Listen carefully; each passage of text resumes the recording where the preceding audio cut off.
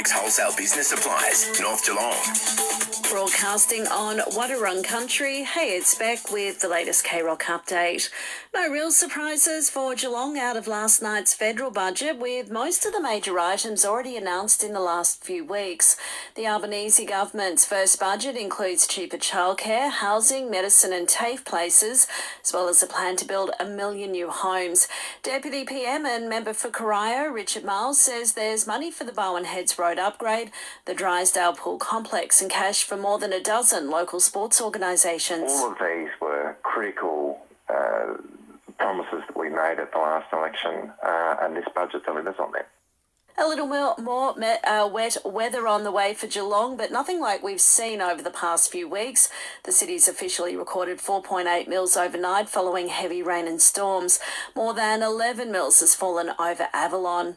The jury in the federal parliament rape trial's moving into a sixth day of deliberations after telling the judge they couldn't reach a verdict.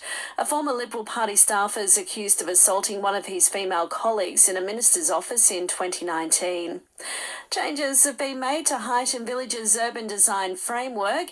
Geelong councillors adopted the framework overnight, but with modifications including the retention of the local roundabout and clock tower and limiting building heights to 9 metres. 11 young girls have died in a fire at a boarding school for blind children in Uganda. 6 other people are in hospital in critical conditions. It's not known yet how the blaze started. The cruise ship Coral Princess has left Broome and is tracking along the WA coast with an outbreak of COVID on board. Dr. Mark Duncan-Smith from the AMA says it's a reminder the virus hasn't gone away. One will presume that all of those people on the ship were fully vaccinated and hopefully there won't be any severe disease. Certainly at the moment, if I got offered free tickets on a cruise ship, I don't think I'd be taking them up. And Aussie researchers say a vaccine against gonorrhea could be as little as 5 years away. Scientists at Griffith Uni have teamed up with a Swiss biotech to find ways of beating the bacteria that leads to the sexually transmitted disease. K-Rock Sport, Geelong Times, your free local newspaper.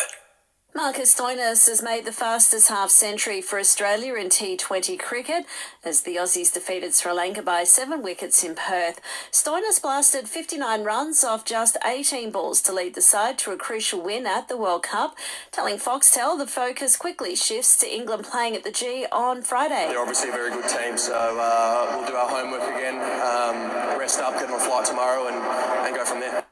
The Brisbane Board have announced coach Chris Fagan will return to work today following racism allegations made about his time at Hawthorn. The investigation into the allegations is still going. The board says Fagan will be granted leave should he need it to participate. And Nick Kyrgios won't be playing for Australia at next month's Davis Cup finals in Spain. Kyrgios has ruled himself out with a knee injury as the Aussies take on the Netherlands in the first quarter-final. K-Rock Surf Report. Sombrero, Kingston Village, Ocean Grove. Best burrito in town. G'day, this is Ben from Sawnet looking at the surf coast and look at some small peaky waves across the wide open beaches. It's just a small mix of leftover swell from the southeast and southwest up to half a metre and best suited to the swell magnets like Fairhaven and Janjuk. Winds are light and variable tending southeast, so conditions aren't great. It's best left to beginners and frothy grommets. The next swell is due on Saturday. That's the latest surf. K-Rock Weather. Mimosa Homes for re-promotion. Up to $91,000 worth of free upgrades. T's and C's apply. A shower or two today. We're heading for 20. Right now in Geelong, it's 14. And you're up to date with Tom, Lingy and Loggy.